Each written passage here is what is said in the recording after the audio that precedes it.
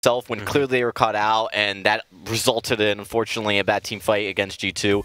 So this is something, whoa! We've done it. We're in. The game is going ahead. Avalanche have managed to get all of their players online. They are not going to be disqualified. We are going to have our final series for these two teams. It would have been such an upsetting way that would have been to end the season. Like I said, they have a chance. If they win this series, they are in the Vainglory 8. That's no ifs, ands, or buts about it. Because of tiebreakers, they would be in the Vainglory 8 no matter what. Do you know what? If they'd got disqualified here, it would have been almost as anticlimactic as their Split 1 performance. Almost. So, so draft, go ahead, Dragon Ball. This is turning out actually good for Avalanche if we look at yesterday's performance, because they did find a way to get Grace first pick. Salty Potatoes opting for that Baron, and of course with Grace, they were able to take a victory off of Queso, so we'll have to see if that stands. Of course, Lyra picked on Salty Potatoes side. Smart pick, taking the other healer.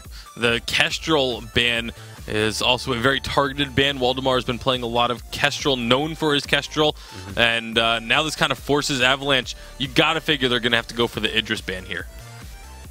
Idris, or we've seen the Scar for a Mage ban, because if they do want to run the Glaive, they don't want to have to deal with all of that goop damage. A Black Feather ban comes out, so Salted Potatoes I think is set up nicely here. They could pick the Idris. I would really like to see Idris come out. Like I said, Kestrel's one of the big counters to it, but they're going to go for the Samuel instead. So now Grace Idris, we've talked about the strength of this duo and how dominant it can be. It's available if Avalanche want it, but I'm not 100% sure if Waldemar actually plays the Idris very much. I mean, it feels like it'd be kind of his play style. You can go very aggressive with it, but looks like they're actually going to not be putting emphasis on this hero. Yeah, going with the Glaive instead. Yeah, Glaive is going to be the lock-in here. And, I mean, we have seen Glaive in both jungle and lane, but typically it tends to go on into that lane. We'll see what Avalanche finish the composition out with, and we'll truly see where this Glaive is going to go. But it's likely to be a CP pickup for the final lock-in. Yeah, and this is very similar to the draft that they had yesterday. I will say I'm really hoping that we see Radha clean up that Celeste play, because they could have won that game sooner and cleaner if he had landed a little bit more of his skill shots. But ultimately, this is what they feel is going to win the game. And, you know, yesterday, it was pretty effective. It certainly was. It took a long time to get online, as you rightly say, and it definitely felt like some of those fights could have been cleaner. We'll see whether Salty Potatoes can take advantage of that situation. Now looking towards their final pick, they need to grab themselves a laner. What looks tasty to you, Bacon? It just still looks very good to me. They could go for Rona instead. Okay. Well, this is good into the Glaive specifically, but I do think that it's problematic. You've got a lot of CC on the side of Avalanche. That Celeste and that Grace, it's risky. Yeah. Rona's going to go in and have to be very careful. You know, every single time I see a Rona locked into a composition, everyone goes, ooh, I don't know if I like this. And then it's like, it's almost like a coin flip whether or not the Rona does well. But if it does well, it just obliterates the game. The Rona is a very strong pick. The only reason why we're kind of iffy about it is because of the amount of crowd control. Yep. There's an Afterburn, Core Collapse, and Holy Nova, all that can stop a Rona in her tracks. And if you get stunned during your Red Mist, that's Rona's effectiveness out the window. Yeah, that's a big point here. And, you know, it's great into the Glaive one-on-one, but this is a team game. All right, well, it's just about time to get into this one. Very quickly then, final thoughts. Before we jump into this game, I want a prediction from you both. Just tell me a result and a team. Who do you think is going to be able to take this one? Ooh, I'm going to go with Avalanche. I think Avalanche have a little bit of a stronger comp. You got a score for me? 2-1. 2-1? It's going to be a close series. It's probably going to be 2-1, but it's Avalanche. They're the dark horses that I think might get out of this, but it's going to be close. All right, 2-1 Avalanche here on the desk. We'll see if that's going to pass. We want to know who you are spotting. Hashtag Vainglory8. But it's time to jump on into this second series and jump onto the Halcyon Fold. Avalanche and, of course, Salty Potatoes. We'll have to see if Clast has perhaps found his confidence once more. Scoundrel definitely didn't look himself against G2. Both this series against Avalanche and against Salty Potatoes, and the next one, G2 and Team Queso, decide who will be joining Team Calamity Reborn in the Vainglory 8. So all the pressure on the shoulders of the 12 players involved. I like what sort of Avalanche do at the very start of the game. They send Voldemar through down to deny a level 2 Samuel onto this level 2 Celeste at the Elder Treon because they take away that forward healing camp. And it then means that you lose very little in lane as Voldemar, especially as Sneaky wasn't able to push it quickly and deny to turret. So now you've got a level 2 Celeste versus a level 1 Samuel, and you already see the fight starting to break out. Yeah, it's not going to favor the Samuel, you would feel, at this point, as Radha has the core collapse. I like it. Voldemar moves down into the lane, makes sure that he puts the pressure onto Salty Potatoes as well. Joker, level 1. Still ticking, there's level 2 as he gets the experience over time. Bastion in a little bit of trouble, gets that Benediction shield. Core collapse! That should be first blood going over to Radha. Class now disengaging the fight, going to poke down Bastion. Has that sigil, will pop. Bastion, are you in trouble, my friend? Seems like he should be okay to walk away. Is Voldemar knocking Sneaky into the wall to make sure that nothing goes amiss? Last well, actually, into the jungle. Yeah, actually, yesterday we were talking about Bastion's performances, and Bastion needed to step up potentially on his captain role. I did come to understand that he's maybe having some connectivity issues. Not that he's disconnecting from the game, but he's just got very, very high latency. So, if anything that Bastion does today look like he's not quite at the level you'd expect him to be at, it might be due to some connectivity issues that he has been having, or so we have been told by Bastion himself. So, make of that as you will. But it looked like potentially he was a little bit laggy there when dueling up against Clast. Yeah, I'm not saying anything, but I feel like I would easily blame lag for all my mistakes if I could, Scoundrel. Okay. But don't you anyway?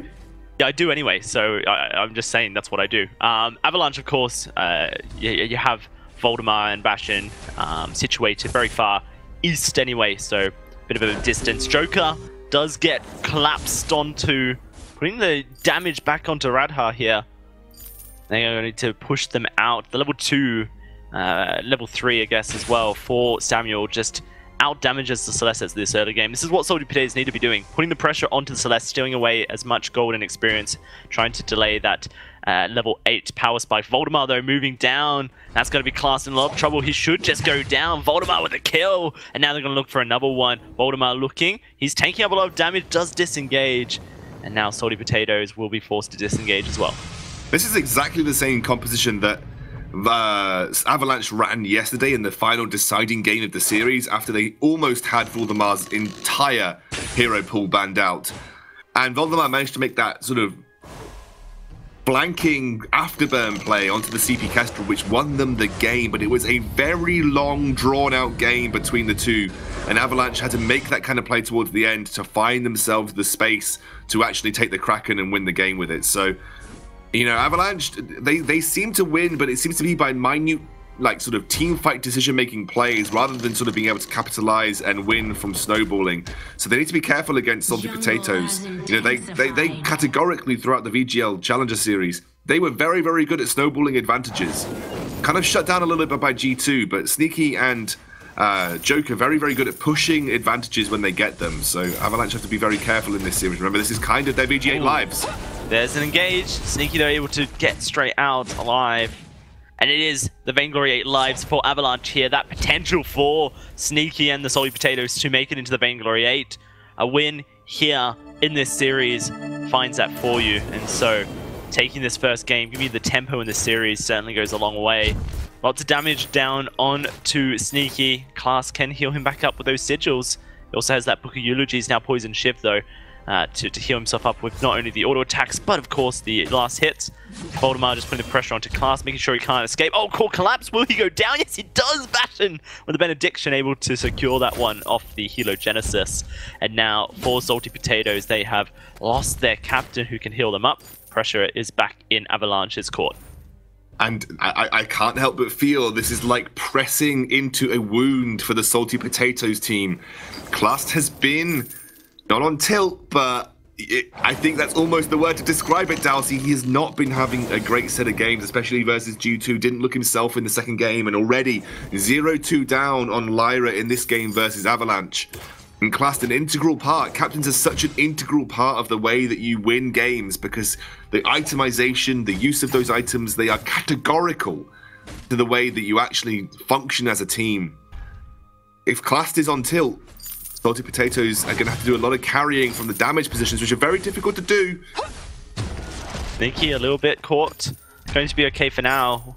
Voldemar certainly putting down a lot of pressure onto this Rhino in the lane. Glaive able to duel, it seems, very nicely. It seems odd Sneaky going for the Poison Shiv as a first item on the Rona, considering she already has Mortal Wounds built into her kit. A lot of people opt in for the Serpent's Mask first item. Scoundrel for that added is sustained. Yeah. Sneaky blown up, and that's going to be another kill going over to Voldemar. He'll escape the Oblivion. The Fountain comes out from Bastion, and now Avalanche going to look to try and put a bit more pressure onto this turret. 6 minutes 30, and Clast has only just got enough gold to even finish his Fountain. A very delayed Fountain from Clast here for Salty Potatoes did potentially result in Sneaky going down. Interesting, yeah, I agree actually. A lot of Ronas don't often basic attack that much in teamfights post level 6. There is a decent amount of it, obviously, but attack speed doesn't actually affect your red mist. So that's why going for something like a Serpent's Mask gives you the higher weapon power base values and still gives you the lifesteal. And obviously red mist being such an influential ability is often why Serpent's Mask is still considered a very good item on Rona, despite the fact that not many other carries in the game still build it. So, yeah, Poison Shiv is an interesting item choice for me personally for a Rona. You don't need the Mortal Wounds; it's in your B ability.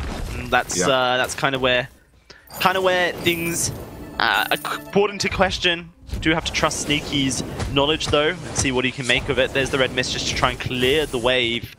Avalanche in a great position. They've got a 3,000 gold lead for themselves. They are snowballing this game heavily at Scoundrel. We kind of criticized that their wins a lot yesterday were micro decisions in the late game that kind of brought them the win. Right now, these are macro plays, giving them an advantage, but huge poke from Joker.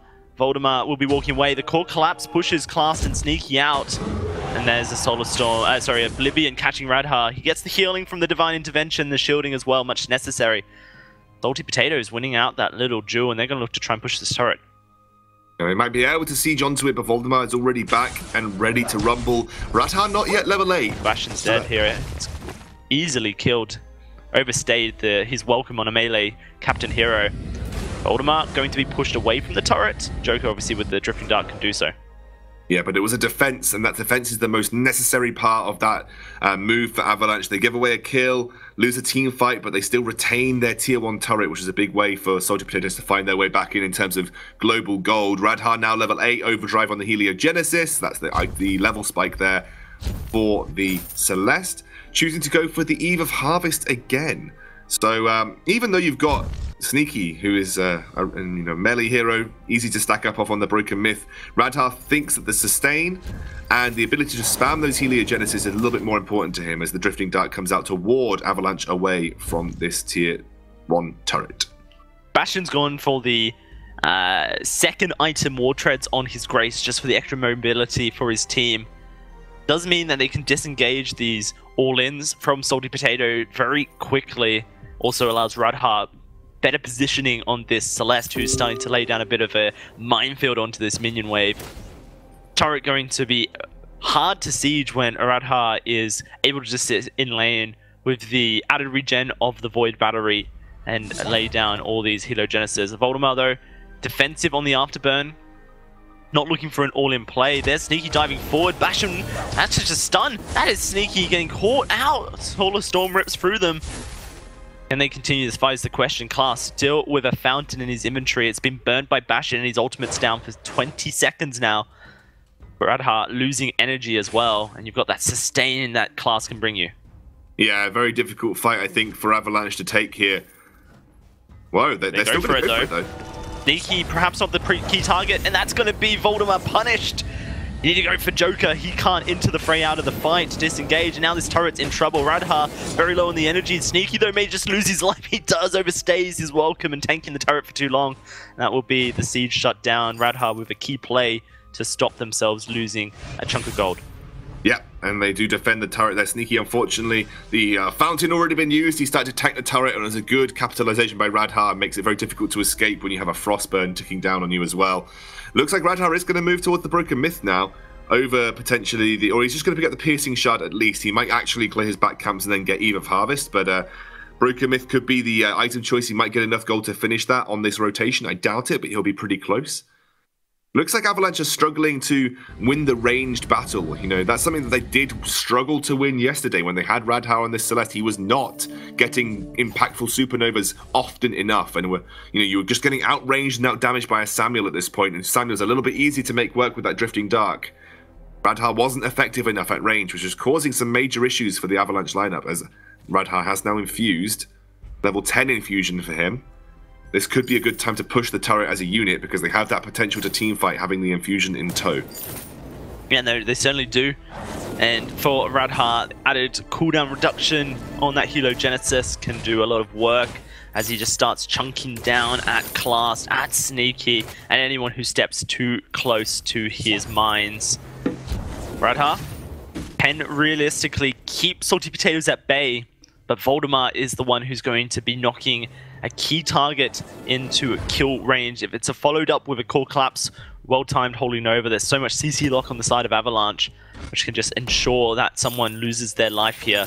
We'll have to see Joker using that Drifting Dark, if Avalanche decide to just knock him straight out of it, or if they just disengage the fight. It seems like both teams realizing that fights can be pretty destructive, though Bastion's caught Joker. That's a slow. He gets knocked towards Radha. Solar Storm going to hit Class, but that is it. Not really executing. Here comes Sneaky. He's onto the back line, but perhaps doesn't want to be there without the support of his team. Everyone now split on the side of Salty Potatoes. Avalanche going to be happily just walking away through his Tribush. Thoroughblade comes through for Sneaky, which makes the Poison Shiv a little bit more of an effective buy.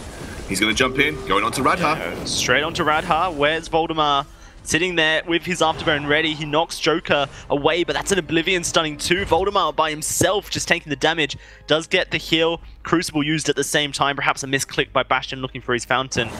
Now Sneaky going to dive on in. Holy Nova knocks him up. Sneaky stunned and Sneaky taken on down. That's going to be Bastion now walking away. Voldemar is taking a lot of damage. He may just lose his life. Walks back towards Joker to try and return the kill, but he's not going to be able to do so. That's going to be a 1-for-1 in the end. Core Collapse not quite catching Classic. Scoundrel Bastion has maxed his Holy Nova once more, perhaps looking for the cooldown reduction that the Overdrive provides. Yeah, maybe important that he's able to block Sneaky out there. Doesn't want to get Oblivioned while casting it potentially. I'm still not a big fan of this. You know, I guess the way you look at it is you're always going to get the damage reduction from Holy Shield by having Benediction, right? So the only way that maxing Benediction works is if you're trying to chase a target down, which is good against if you're trying to dive. So I don't mind getting 4 points into Holy Nova, but I don't know. Maybe it's just maybe that ability to have the invulnerability to peel against Sneaky is just so important to Bastion. But again, the only thing that you're going to become invulnerable to is that Oblivion.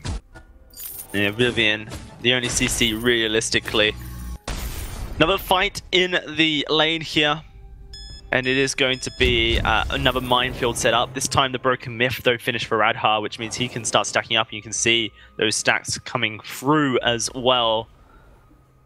I have to see how this one does play out. It is 2 seconds, the cooldown reduction on the Holy Nova at Overdrive. Pretty good to land the 8. CC. I guess it makes sense that you probably aren't bothered about maxing A in this matchup. Ooh, Sneaky does get knocked out. That's going to be the Core Collapse avoided. Oblivion blocked up by Crucible. Joker's very low. Solar Storm doesn't quite connect with him. And Radha is now very, very low on energy.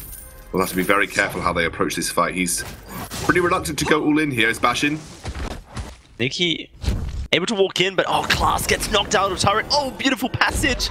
That's going to be him living. Voldemar takes the portal, able to poke Joker out, but that's Radha maybe too far forward, gets the healing from Bastion. Bastion in the middle of 3, stuck in the middle of you. That's going to be a kill going over to the Joker. Where are the clowns is the question. Now this turret under fire. There's going to be Sneaky taking down Voldemar. He just rips him apart with the red mist. A turret goes the side of Salty Potatoes. They're able to spy back some gold, sitting at a 1.2k deficit. And with Radha having used his boots, can't chase down Sneaky here. And again, Radha just not having the impact at range with this Celeste. The problem with Celeste, especially into this matchup against Class... Wait, Radha! Oh, very far forward. Core Class misses, and that is just not where you want to be. That's another kill going to Sneaky. And huge shutdown gold going to Salty Potatoes. Oh, massive swing for them. And Radha just walks to his death in that situation. Radha needs to finish that Eve of Harvest. He might even need a Clockwork for the extra energy regeneration here because he is not doing enough damage compared to the healing that Clast is putting out for free. Clast is not really expending a huge amount of resources by using Sigil to essentially tank up the supernova damage from Radha. And right now, Radha is not hitting them often enough, effectively enough, and onto the key targets. And it's really causing an issue because Avalanche are just not winning this ranged war. And when they go into the melee war, when Sneaky goes up against Voldemar, Sneaky seems to be getting the better of this every single time. He's working towards a breaking point. Once he hits that, going to be pretty big for him in these fights. Yeah, assume it is that breaking point being finished off. I couldn't imagine he would go for extra sustain at this point when you have a Lyra. Has the infusion, so does Joker. There's infusions on the side of Avalanche. This is now the time where everyone is ready to go. Turret's down. Salty Potatoes will just be pushing everyone down the lane here. Bastion does dive onto the Joker. Right bullet goes down to prevent an engage from Voldemar. And they've got that sustain that the Lyra outputs as well. I was worried about Radha's Celeste, by the way. Given that I don't think he was as impactful as they maybe wanted him to be in the games yesterday. He wasn't getting effectiveness out of those Heliogenesis. And, well, Bastion, that's a big move by Bastion. Ooh, Holy Nova does connect with Joker, but Voldemar does not follow it up.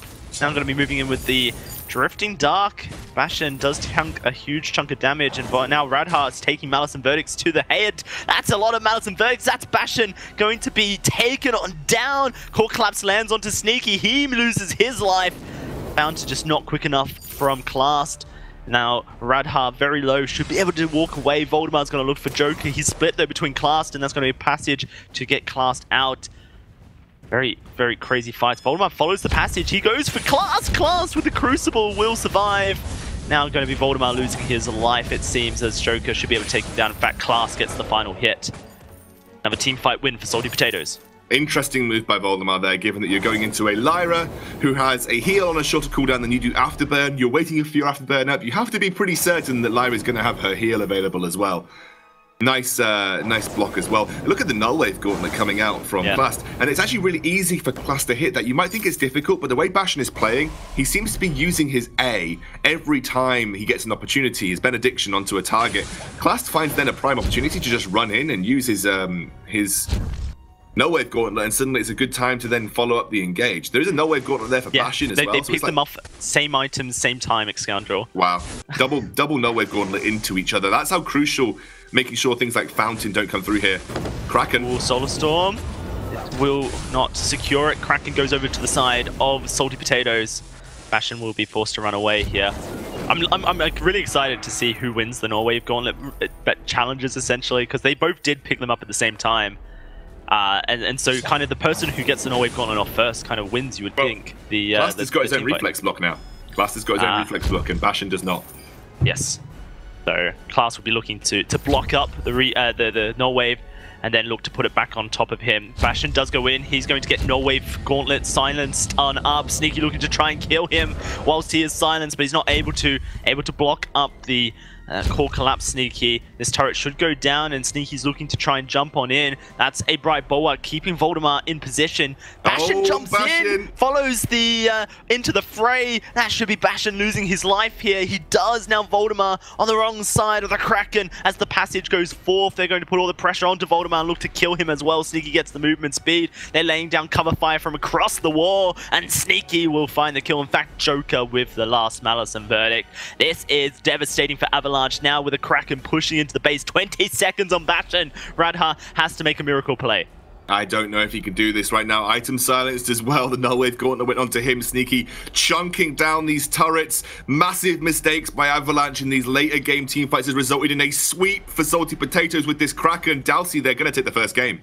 They certainly will, Scoundrel, and that is going to put Salty Potatoes in a very key position. Avalanche sitting on a 2-4 record now, while Salty Potatoes sits on that 3-2. If Salty Potatoes can take one more game in this series, and I feel they may just have themselves a Vainglory 8th position. And it feels like Avalanche, if they lose this, are almost certainly out. Dalsy, big pressure onto Avalanche going into this next game. That composition did not work for them this time round. It only barely worked for them yesterday, Dalsy. Man, Radha Celeste, lots of priority. We'll see what happens in the second draft. Let's throw it back to Munchable, though, to get the thoughts from our analysts. Yeah, the draft not working out for them in the end, and now we have a 1-0 advantage to our challenger team. Stellar performance from them coming on into this one. It definitely felt like that was a very even game until we got to the later stages, and then it all just... There was like a very specific point, I can't remember how long in, but it just seemed like at that point Avalanche just lost all coordination and couldn't seem to work together. Yeah, it was very bizarre. Like, there was multiple times where Bastion would go in with the Grace, would land a benediction on someone, would get a really nice Holy Nova down, but no one was there to follow up. Like, he was just completely on his own. And like, you have a Glaive. Like, Glaive should always be going in with the Grace. That's why we say you want to have a hard engage hero with a Grace, because you want to be going in at the same time as her, and it just wasn't happening. It certainly wasn't. And this Rona pick working out in the end, that was one of the situations where exactly what you guys talked about in the draft. If the CC lands, you can shut down that Rona with ease.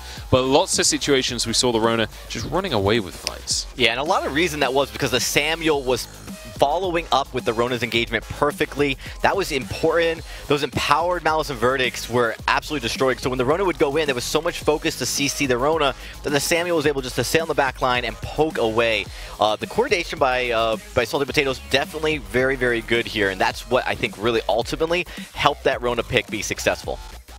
Yeah, and it certainly was successful. We saw some highlights of that one in the early game. And then, you know, later on in the game, we saw the team fights kind of level up, I suppose, and start to get a little bit more complex, but also start to go a little bit further and further and further the way of Salty Potatoes until they managed to take the game in the end. But, I mean, it felt like Avalanche just didn't know what to do. The second this Kraken was on their doorstep, they really started to struggle. And again, Bastion goes flying in, hits a nice double stun with the Holy Nova, but where's the rest of the team? They're all still back underneath that choke point turret, and ends up being just an easy kill for Salty Potatoes to take down that captain. Yep. Now there's nothing left to keep the carries alive, and it's just an easy cleanup from there. And the key thing to bear in mind is at the start of that fight, gold was even. It's not like there was this massive gold lead to give Salty Potatoes the advantage, and yet they managed to push on through with that Kraken and end the game in the end. So now, looking towards game 2, is this Rona something Salty Potatoes maybe have as a pocket pick and can go back onto in game 2, or was this a specific counter pick coming in? Oh, I think it really was a way to force the front line to focus on the Rona when the Samuel could be in the back dealing a ton of damage. I mean, you saw it right there. Every time the Rona would go in, the Samuel followed up with a Drifting Darkness, and that was, it like froze Avalanche. They were just trying to focus on what was coming in front of them, in front of their very eyes, instead of looking at the whole macro of that team fight, and that was really a well play by Salty Potato. They really played their hand correctly. Yeah, I think a bit of it was just the, Black Feather is such a well-known pick for Sneaky.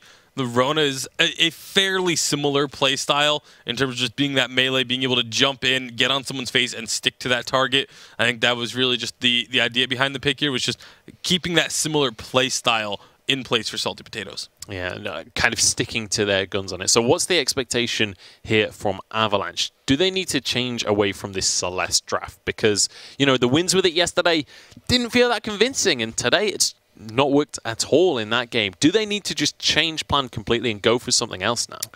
I mean, I think it depends on what they are thrown at, what they see when they go into this. There could be some better picks just based on how the draft will change now that they're on B side. But I agree, it's not quite. It was a little messy yesterday, cleaner today, but we'll have to wait and see. And of course, as expected, the first two bans typically are going to be consistent. We haven't seen Grace banned as much in this series. Lyra is going to be the ultimate ban, which is kind of risky. You're giving Grace over to Salty Potatoes, which is something that we know when you get one strong healer in a team, it gives them a strong advantage. Yeah, Grace is going to be picked up by Salty Potatoes, and now side of Avalanche, they can go for one of these other picks that is frequently banned away, like the Vox or the Grumpjaw or something like that. I think Grumpjaw would be a big mistake into the Grace, but we could see Vox, Kestrel could go over to their side. They are going to go for that Grumpjaw regardless. And Grumpjaw going to be the lock-in here. So one pick apiece. Definitely powerful picks on either side. Avalanche looking for something that can perhaps snowball a little bit harder. Excuse my pun. Vox going to be the ban away from them, and now Salty Potatoes. needing to go for a ban. What do you take away if you know you're against a Grumpjaw here? Well, they learned what they just played with is that you got a Samuel that could definitely be as the backline while the Grumpjaw's going in really heavy. This could be, of course, a Grumpjaw support, so it could be a flex. I think those Salty Potatoes are going to take away the Kestrel, which is a powerful comfort pick for Waldemar. Removing that from the board, and now Avalanche, they have the pick of the litter when it comes to this next lock-in. And then Salty Potato is going to have to finish out that composition. What are you expecting to see here, Bacon? I mean, I would expect Blackfeather, just because you don't want to give Blackfeather over to the side of Salty Potatoes. If Sneaky gets his hands on that pick, it is going to be a difficult match for the side of Avalanche. So it's tough because it kind of puts you into that double melee composition that a lot of teams have been shying away from because Rhyme is so good into it. So they're actually going to wait. They're going to go for the Arden. This is a tough spot because now, again, I mean, if I'm Salty Potatoes, I just immediately go ahead and grab this Blackfeather. And it also means their flex pick is revealed. It's not going to be that possible flex for the Grumpjaw. And it does mean that you're forced to, unless you're playing Grumpjaw in the lane, you're forced to now pick a jungler or a laner now that's could be Idris. Blackfeather's going to be coming out here. We could still see an Idris pulled and flex the Blackfeather in the jungle. So there's a lot of possibilities here for Salty Potatoes in this draft. So. Yeah, for sure. And when you look over towards Avalanche as well, we could well see that Grumpjaw go CP in the jungle and a weapon laner, or vice versa. We've seen both variants of Grumpjaw across the challenge battles, and to varying levels of success. I've got to say, Grumpjaw in general has been far less successful in the last few weeks than what we've been used to seeing. Certainly in the first couple of weeks, Grumpjaw was this terrifying monster that would just single-handedly win games. It definitely doesn't feel like that's the case anymore. Yeah, it definitely has been much more effective when played as the weapon power build variant, but we'll see where they decide to go. Glaive is still an option for Avalanche if they want to go for it. Samuel's going to be the last pick for Salty Potatoes. This one makes a lot of sense. It really does. It's going to make trying to go for something like a Glaive a difficult selection for Avalanche because Samuel is really good into the double melees.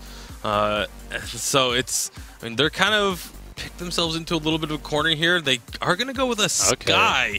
So I would hope that this is going to be a Crystal Sky with a weapon Grumpjaw. It's just a matter of where they end up going. You maybe put the lane Grumpjaw. We've seen one or two times, I think, across VGA, Wrangler 8, we've seen the lane Grumpjaw, but it's an interesting draft, to say the least, for Avalanche. Well, maybe an interesting draft is what they need to get back into this series. Throw a bit of a spanner in the works for your opponents. Go a different angle to what they're used to going against, perhaps, because this is win or die for them. They are one down in this series. How are we feeling about the draft then? What has got to be the game plan for Avalanche if they actually want to get in this series? I'm feeling like I want to change my prediction from before last game. This is going to be 2-0 Salty Potatoes. Sneaky on the Blackfeather is just, it's so strong. It's so dominant. If you haven't had a chance to see this pick on him, enjoy. You didn't answer my question, though. What is the game plan for Avalanche? How do they win this with the draft? I don't think they do. It's the problem. Their only way that they can win this is by using the Sky, the forward barrage, onto a target while Grumpjaw eats someone else and takes him out of the fight. All right, very quickly, Dragonbone. I mean, I think that you could throw him a curveball. You could take Grumpjaw into the lane, go weapon. I'd like to see the Crystal Sky instead, but I'm really worried that they're going to play that Grumpjaw in the jungle as CP, and I think if that's the case, your margin of error is worse for you. So, yeah. Okay, we'll see if they can live with that margin of error, whether they go for that weapon Grumpjaw. We'll find out in just a couple of seconds as it's time to go on into this one. Hashtag Vainglory8 on Twitter. Let us know who you're supporting. It's time to jump on into the game. And there is going to be a margin of error, it seems, as Voldemar is taking that Sky into the lane, and with a Crystal Bit in his inventory, maybe a Crystal Sky as well. I guess there's the potential, considering that they're doing a double jungle start here with Voldemar and Radha, that Radha runs up to the lane, but he doesn't have a book of eulogies, so potential is pretty much nil, Scoundrel. Bas is going to make his way, but he's going to be met with the prospect of 3 members. He's going to quickly book his way out because he knows that, yes, Grace can 1 versus 2, but it might be very difficult for... Oh, no, wait, Class is still sticking around. Oh, Class. Maybe he didn't spot the Sky, and now he is going to pop his boots and just try and outrun everyone. Outrun everyone, I think he might be able to. Radha has his B available, needs to get into range, but he isn't quite there, and Class will just keep the range on him. So that's going to be Class walking away, and actually Sneaky pushing this lane to the turret. A couple of CS, I think, may have been lost to the turret, but Voldemar not really going to lose too much. Oh, Class tried to out-damage Radha.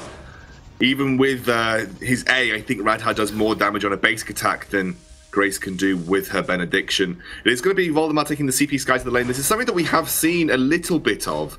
I have seen people play some CP Sky in lane, especially in solo queue, but it's not been something that was seen competitively for a little while. And again, I much prefer Weapon Power Blackfeather into a CP Sky than I like the CP Blackfeather into a CP Sky. It's very easy to stick to her as long as you can make sure you follow her directly after a Suri Strike with your Rose Offensive to get through the forward barrage as well. I think it's quite a good pick. I much prefer Weapon Power Blackfeather into a CP Sky here, so we'll have to see. Sneaky, obviously one of the best Blackfeathers on the European server, so given one of his best picks to try and find their way into the VG8. Remember, if they do win this, they put themselves in probably an untouchable scenario where they have found a VG8 spot for Salty Potatoes, but again, anything could happen in the last few games. Yeah, I do believe that a straight-up win here would put them on a 4-2 record, which just can't be bested by a fourth team. So yeah, a win, especially in this game, to take the series 2-0 is a Salty Potatoes entering into the Vainglory 8. Now going to be this central treant contested but secured by the Joker. Radha not quite able to get there at time. It's going to be this weapon powered Grumpjaw as well, which is probably the best as far as straight up burst potential, damage potential is like Scoundrel. And so for Radha you have that, you have the Sky as well, which, you know, removes the possibility, I guess, of the counter, although as a last pick, you know, it wasn't like Grumpjaw was going to be countered. Just have to see how Avalanche decide to play this, because it is a slightly off the meta composition with the CP Sky in the lane. They're going to have to be making it work. Again, you're right. Very off meta to put CP Sky in lane, but just because it's very difficult for a CP Sky to actually trade in lane. But if I'm honest, Vainglory laning has become less about trading because of the sort of the appeasement of Booker eulogies. It makes it very easy for laners to be sort of go unpunished in trades. Bit of a gank here as Radha dives on in. Sneaky, a bit of damage, but a good Holy Nova from Class will knock them all up, and Salty Potatoes will be able to disengage that one. And as I was saying, lane has become less about trading. The reason CP Sky has always categorically been pretty bad in lane is just simply because the minions body block forward barrage so heavily. So if you get locked into trades, and especially if the opposing laner takes the minions as an ally, then the minions body block a lot of the CP Sky's damage coming from lane. But the problem is that, again, lane has just become less about trading these days in Vainglory. Lane has become almost, in a lot of ways, a farm fest. And even in sort of, sometimes in solo queue, very unlikely to see 1v1 lane kills happen because it's so hard to make that happen these days. So maybe, you know, there is a place for CP Sky in the lane because, you know, again, trading isn't really a thing that happens, you know, as much anymore. And that was really one of CP Sky's main weaknesses in lane, that trades were just very difficult to take because of the minions body blocking so much of your damage. Very nice cancel on the backport there from Class. Voldemort will be kept in the lane here. Wanted to go back, sitting on 2,100 gold, and so, you know, there's already an item advantage for Sneaky. You see Radha instantly rotate, but Class takes lots of damage, and Class does go down. It's first blood to Radha. The Oblivion from Joker, not enough to keep him alive. Class gets himself a fountain. Was fighting with the gold in his inventory. And now, for Avalanche, it is a bit of a lead. Yeah, and also that was Radha playing around a perfect tension bow spike as well. Straight up 4-minute tension bow. Brings it straight to lane and Class. You've got to remember the thing about Grace. Grace has incredibly low base health compared to most of the captains. The reason that Grace functions as a captain and a frontline captain is her Holy Shield, which she gets from Benediction and from her ultimate. When she doesn't have that up, she's as squishy as most other backline carries. So very easy to take her out, and Radha found a good opportunity there. She'll land a lot of damage onto Class before he was able to block it out. Class also maxing his Holy Nova, but in this matchup, I think against the Grumpjaw and Narden, I much prefer that because, you know, that's a bit more of a peel tool. You're not looking to go aggressive. Actually, no, wait, there's two ways of looking at this. Yeah, with a weapon power Blackfeather, it might be better to max Benediction to chase the Sky down, but then you're thinking maybe you want to be able to peel against the Grumpjaw. There's two ways of looking at it. Yeah, it seems like Benediction max is very much someone saying that they want to be the engager, and holding over Max is someone saying they want to be the disengager. And you do see Radhard diving in, but that's going to be a stuffed on to the Joker, going to be spat on out into turret. He is going to take a lot of damage. The fountain will not be enough to keep him alive. Radhard finishes the job. That's going to be another kill going over to Avalanche, trying to snowball this with that weapon power Grumpjaw. This guy ahead as well. Of course, in the lane, she gets far more gold at Scoundrel, which means she can start to hit her 3-item power spike a little bit earlier.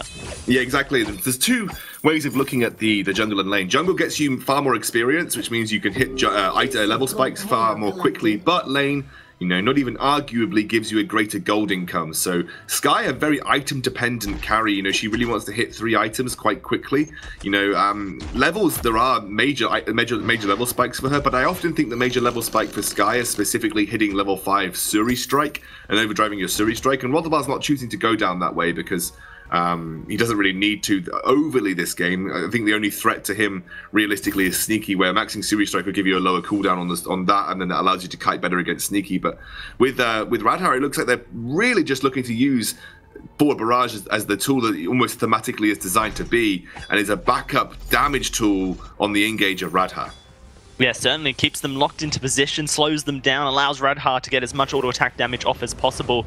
Good def from above will push everyone into a tight corridor. Now it is going to be an engage once more. Holding over, great Oblivion. Radhar about to lose his life, and that's now going to be Bastion in a bit of trouble here. The Malice and Verdict's not quite connecting.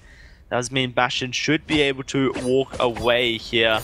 Salty Potatoes are looking for a turret, and Sneaky looking for a kill. Voldemar and Bastion so low, and that's a snipe for the Joker with the Malice and Verdict. Turret will go down as well, and this is turning the game around for Salty Potatoes. Voldemar took so much damage before that engage took place. It was very difficult for him to make those aggressive Suri strikes to back up Radhar that he'd been making previously.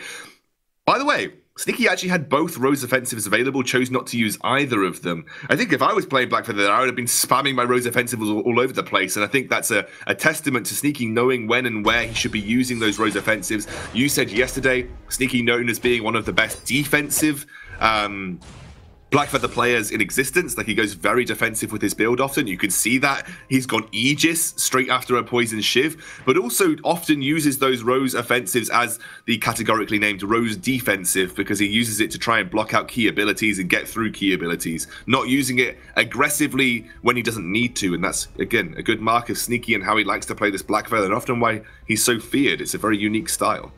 Yeah, certainly is. Allows him to scale nicely into the late game, allows him to be the frontline threat, and that takes away some of the pressure from the Joker. And with Class there as well to disengage this Grumpjaw, makes things a little bit easier for Salty Potatoes. With 1,500 gold lead here, they're going to clear the wave.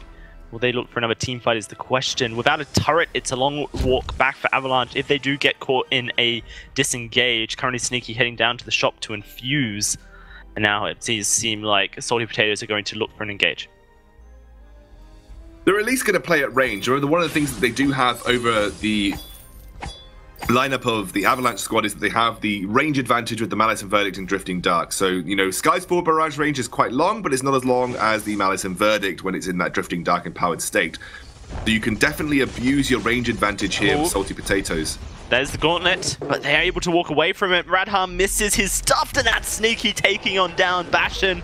Now looking for Radhar here. Rose offensives forwards, and that's a kill to the Joker. Voldemar slowed, but will be able to series strike away. Impressive stuff from Salty Potatoes. How do they capitalize is the question. Seems like Sneaky will take this lane and push it into the turret, and Joker and Class will take a gold miner.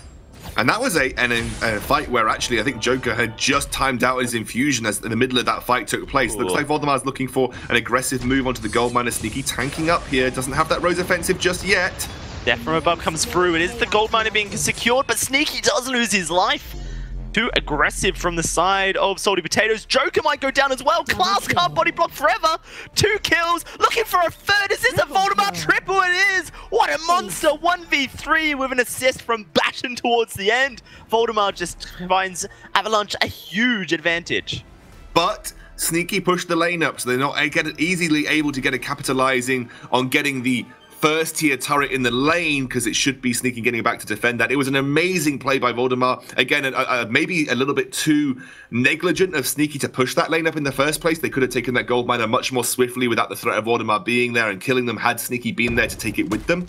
But it is just a couple of kills, some swing back gold for Avalanche, but no major map pressure gained. They didn't take the Crystal Sentry, they didn't take the first tier turret. It's just pure gold for them at this point in time, and that may be what they need. But again, map pressure is always nice to reclaim, and that first tier turret being up does limit the areas of movement that Avalanche can make on the map and gives a lot more safe zones for Salty Potatoes. Securing the back there for Voldemar does give him an experience lead over Sneaky. Perhaps could come up to be something because he finds a forward barrage to force the Rose offensive.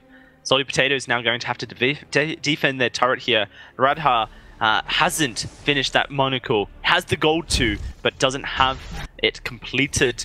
They're going to be looking to fight without that item. Could be an error.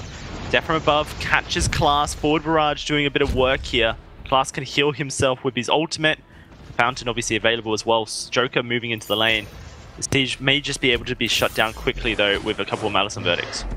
And Voldemar's actually prioritized the Eve of Harvest over the I mean, he's got the gold for the Broken Myth now, so it makes no difference, but he did prioritize that over the Broken Myth as a second item, really relishing the sustain and the energy regeneration over the pure teamfight capabilities. Sneaky actually has gold for a... Well, he's got to be careful, actually. He's a little bit in trouble. There's the gauntlet. He gets out of it. Class, though, can he escape is the question. Going to dodge out the stuff. Radha doesn't get it. Now they can look for a re-engage. There's the heal. Oblivion catches Radha. Can they dive forward? There's the Vanguard as well. Malice and Verdicts empowered with the Drifting Dart for Class taking a lot of damage. One kill goes over to Sneaky. Now looking for a second onto Bastion. Can look to the execute him with his Heartthrob stacks, and that's the double kill going on over. Voldemar looking to escape here. Low HP on Joker and Class. I don't think Voldemar this time can pull off another 1v3. He may just be able to push the wave up and prevent a turret going down. And Sneaky's still unable to complete his Sorrow Blade, but still wins a team fight with Salty Potatoes. They are going to use the Drifting Dart to punish Voldemar. 2 hits here. That might be enough to force him off the turret. Plus, they are getting pretty low. They've got to be super careful here. Yeah, the death from above easily avoided with the Rose offensive. Salty Potatoes won't be able to secure the turret, sitting on just a slimmer of HP. Interesting that I actually something that I didn't think about against the Grumpjaw matchup with the Grace. By maxing Holy Nova, I believe you can't get stuffed. I believe you also become a target that is difficult to stuff. So it means you are going to guarantee a Holy Nova if you don't Crucible it or don't Reflex block it and you have it in the right position. Yep. Yeah, no, I guess that's a really hard thing to do. Maybe use your B as a reflex against the stuffed. Well, also it means that you can't just... Obviously, Grace being stuck in place makes her a really easy target for a Grumpjaw stuffed.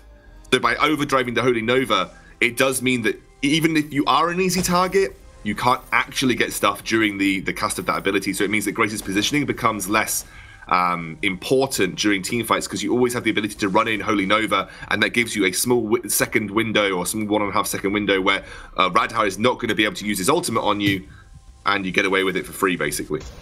Scoundrel, when Voldemar plays Weapon Power Heroes, he goes 5 damage items full crit.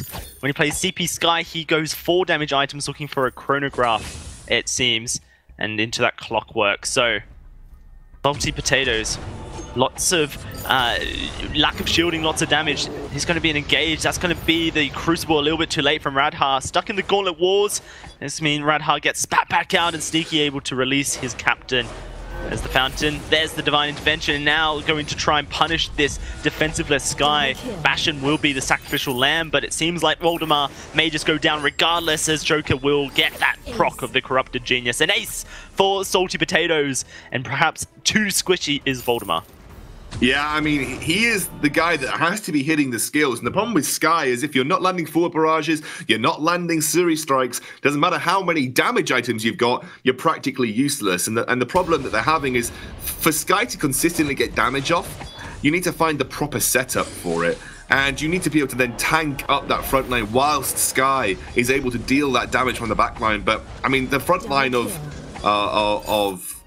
Avalanche just isn't strong enough to deal with, again, Sneaky, who's going towards what looks to be either a Tension Bow or a Bone Saw. I'll be interested to see Tension Bow, so you're going to give him that percentage pierce now Voldemar's going to start stacking up on Clast. They have to be careful how they approach this, though. Kraken is in lane.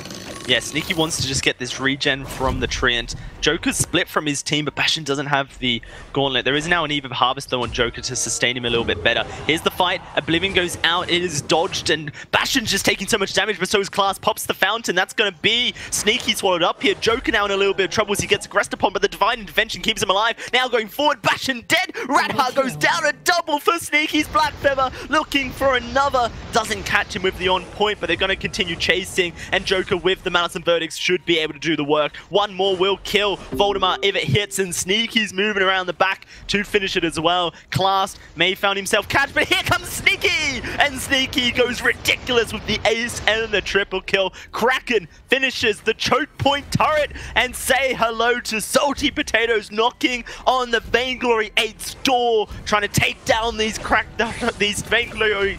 This turret! There's the crew gauntlet! It is going to be Oblivion putting Radha to sleep.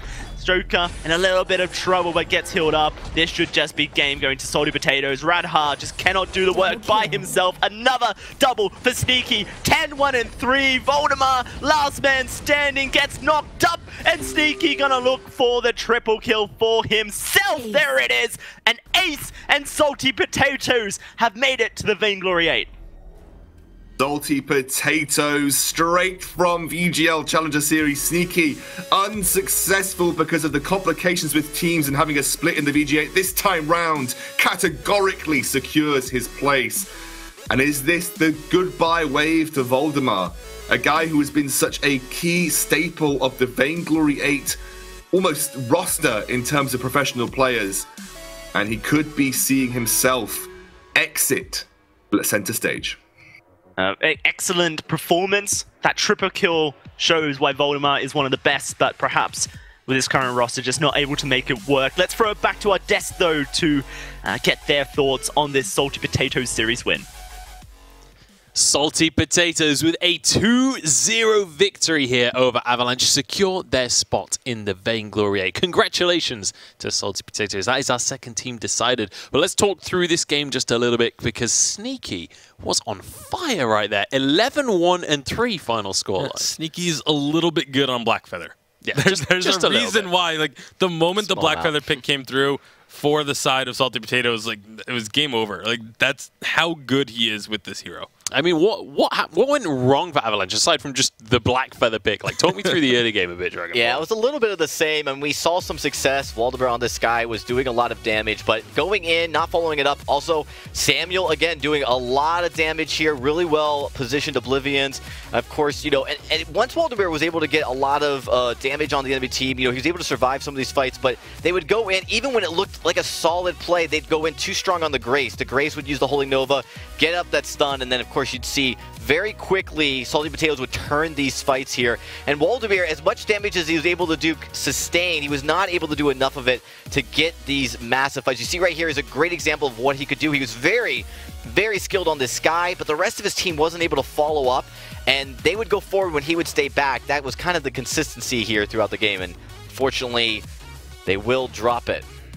Yeah, it wasn't quite enough for them, and the rest of the replays are just going to be basically Salty Potatoes getting control of the game and then finishing things off. And this was one of these fights where Sneaky started to go huge, but that was the early game anyway. Once it got to the later game, that's when Sneaky really started to come into his own and started to kind of just take the game into his own hands. Yeah, once you get to a certain build point on Blackfeather, if you're an incredibly skilled Blackfeather player, that's all you're hoping for. It's what you're waiting for. You can see just so much damage building himself up just with those broken heart stacks or heartthrob stacks and able to just output so much damage. Beautiful use of the Rose Offensive to get over the gauntlet wall and just melting opponents. Yeah, and he gets so close to going down so many times, and just a great play by Sneaky. Maybe if it was any other Blackfeather, they would have dropped a few times. That might have been the difference maker, but instead, he's able to survive. Of course, you've got the Healer Grace to bring you back up, and this clearly is the success of Sneaky on this Blackfeather is he plays right on the edge,